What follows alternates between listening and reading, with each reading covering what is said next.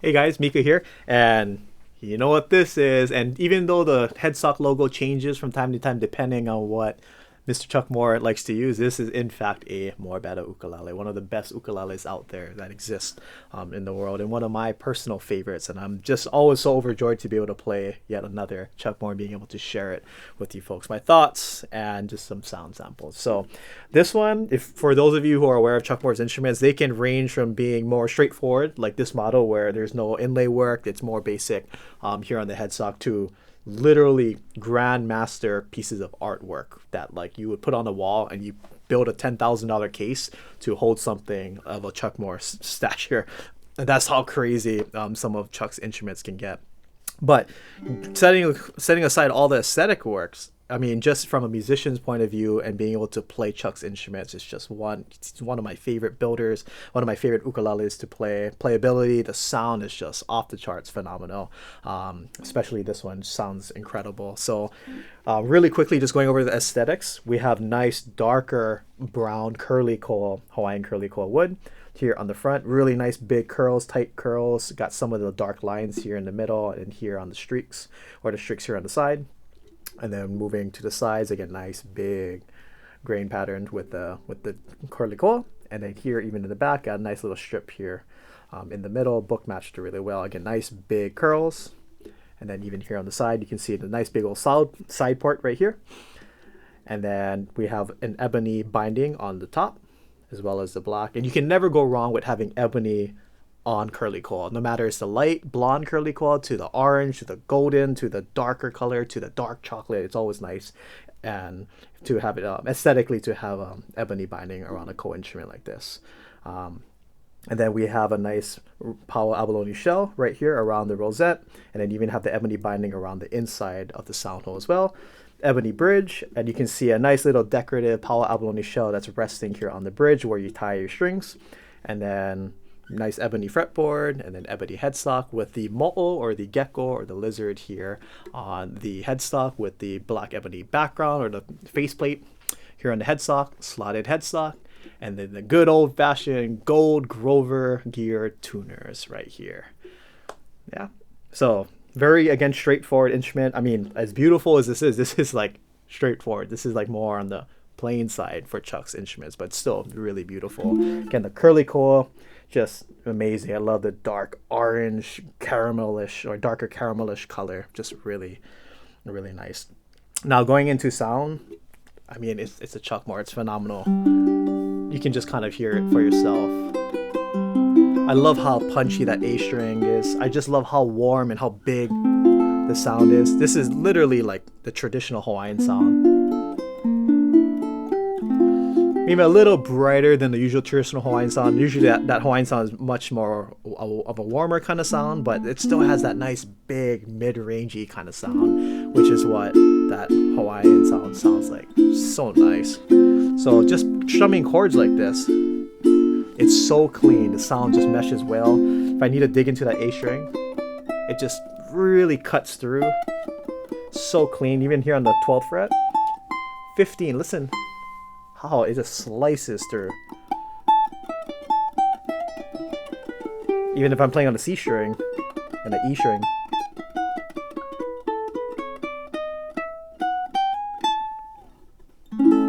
Super clean altogether. The setup on this is really nice. I would say it's about a middle of the ground setup. It's not as low as I personally would want it, which is really it's like pushing it on the lower end, but it's not too high where it's sore to hold like these complicated chords. You know, if you're trying to hold a bar chord, it's right in the middle. So like if you wanted to go ahead and strum a lot, it's not going to buzz on you. I mean, unless you're really trying to be a hard rock and roll playing metal music on this instrument, which you probably shouldn't do. But this instrument is really balanced in terms of the setup.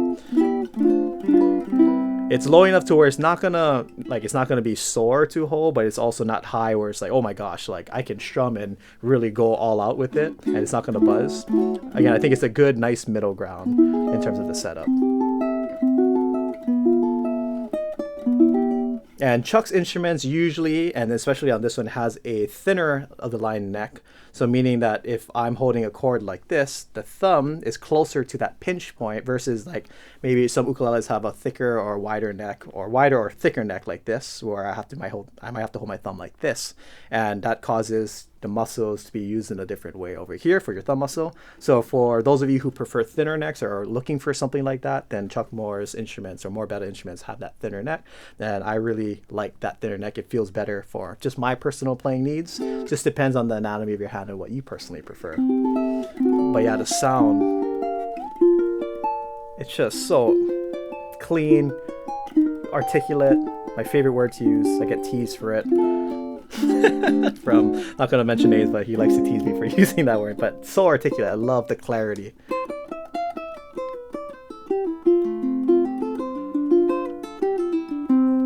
Just plays like butter.